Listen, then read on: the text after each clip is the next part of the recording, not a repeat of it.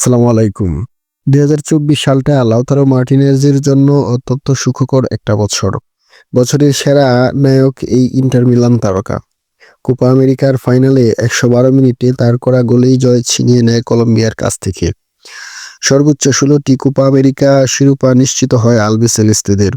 আন্তর্জাতিক উইন্ডোতে বছরের শেষ ম্যাচে পেরুর বিপক্ষে তার করা গোলেই জয় নিয়ে মাঠ ছাড়ে স্কালোনির শিষ্যরা। চলতি বছরেই কিছুটা সমালোচনার মুখোমুখি হতে হয়েছে স্কালোনিকে। প্যারাগুয়ের বিপক্ষে গত ম্যাচে এগিয়ে গিয়েও হার নিয়ে ফিরতে হয়েছে মেসি বাহিনীকে। তাই গড়ের মাঠে এই ম্যাচে জয় নিশ্চিত করার জোর তাগিদ থাকাটাই তো স্বাভাবিক। কিন্তু পেরুর ডিফেন্স ভেঙে একবারের বেশি গোল উদযাপন করতে পারেনি বিশ্ব চ্যাম্পিয়নরা। একাধিক ইনজুরি সমস্যা থাকায় একাদশে নেই অনেক তারকা। তাই বিল্ড আপে আর্জেন্টিনাকে কিছুটা ভুগতে দেখা গেছে। তবে মিডফিল্ড ছিল দুর্দান্ত। ডিপল, এনজো ফার্নান্দেজ আর ম্যাক অ্যালিস্টার দারুণভাবে মিডফিল্ড কন্ট্রোল করেছে পেরুর বিপক্ষে। প্রথমার্ধে ৭৬% বল দখলে থাকলেও পেরুর ডিফেন্সিভ টেকনিক মেসিদের গোলমুখী শট নিতে দেয়নি।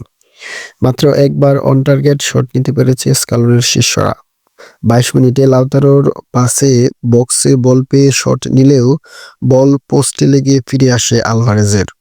লিওনেল মেসি ফাইনাল থার্ডে একাধিকবার সুযোগ তৈরি করলেও স্কোরবোর্ডে গোল জমা হয়নি একটিও। তবে দ্বিতীয়ার্ধের ৫৫ মিনিটে বক্সে বল পেয়ে দারুণ এক চিপ করেন লিও মেসি।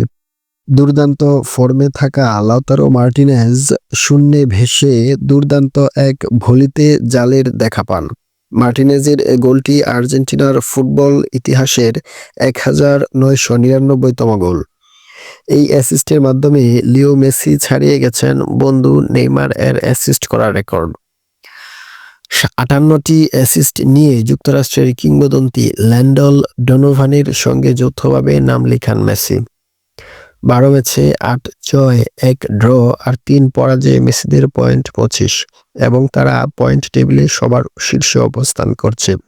আগামী বছর মার্চের ২০ তারিখ উরুগুয়ের বিপক্ষে মাঠে নামবে আর্জেন্টিনা। ফুটবল ভালোবাসুন, উপভোগ করুন সেরা সময়। আল্লাহ হাফেজ।